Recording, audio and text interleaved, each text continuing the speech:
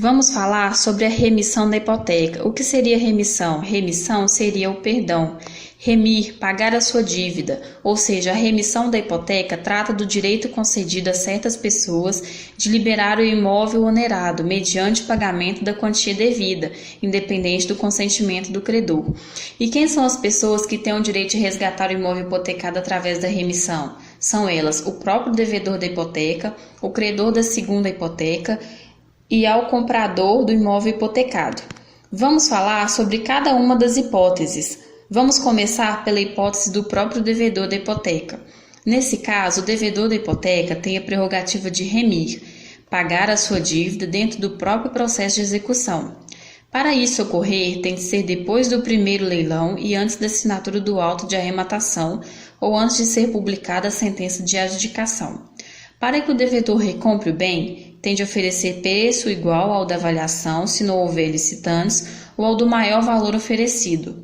O lance dado pelo devedor não precisa ser no valor total devido, pois o mais importante é que o bem seja preservado para a família e que o preço não seja prejudicial ao credor.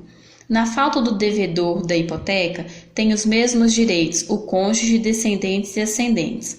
Agora vamos falar da segunda hipótese, que seria do credor da segunda hipoteca. Nesse caso, é quando há faculdade de o credor da segunda hipoteca remir a dívida feita na primeira hipoteca. Para isso acontecer, deve haver uma omissão de pagamento do primeiro devedor até a data do vencimento, mas o valor que o credor deverá pagar tem de ser o total de todas as dívidas contraídas. Isso inclui despesas judiciais se já houver uma execução dessa hipoteca.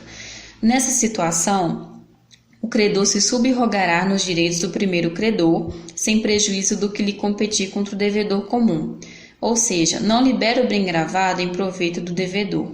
Afasta tão somente da concorrência o primeiro credor, fazendo com que o subhipotecário assuma uma relação privilegiada em relação ao imóvel. Ou seja, ele se subrogará então não somente no valor do débito, mas também no valor acrescido à mora e às despesas judiciais que consignou em razão da execução que foi ajuizada pelo primeiro credor. E agora vamos para a última hipótese, que seria do adquirente do imóvel hipotecado. Nessas condições, o adquirente tem até 30 dias após o registro do título aquisitivo para remir a hipoteca. Ele tem que citar o credor, informando o valor que não pode ser menor do qual adquiriu o bem.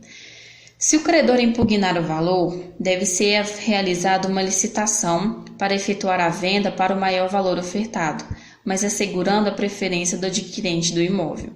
Caso o valor ofertado pelo adquirente ou pelos licitantes não seja impugnado pelo credor, será fixada a remissão do bem, livrando o imóvel da sequela da hipoteca, tão logo seja efetuado o pagamento do valor combinado. Se o adquirente do bem não cumprir o acordo, deixando de pagar a dívida e o imóvel for para execução, o mesmo terá que ressarcir o credor pelo valor não pago e também por possíveis custos e desvalorização do bem, se for o caso. Se o adquirente ficar privado de obter o acesso ao imóvel por motivo de penhora ou por licitação, ele poderá dispor de ação regressiva contra o vendedor. Bem, assim terminamos as formas e hipóteses que poderá ocorrer uma remissão da hipoteca. Vou agora citar as possíveis formas de perempção da hipoteca, ou seja, as formas de extinção da mesma.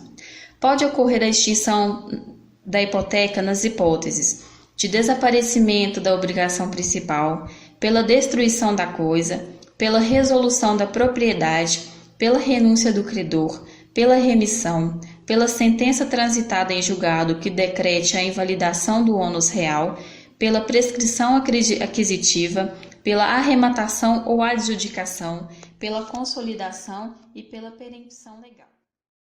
Created using Powtoon.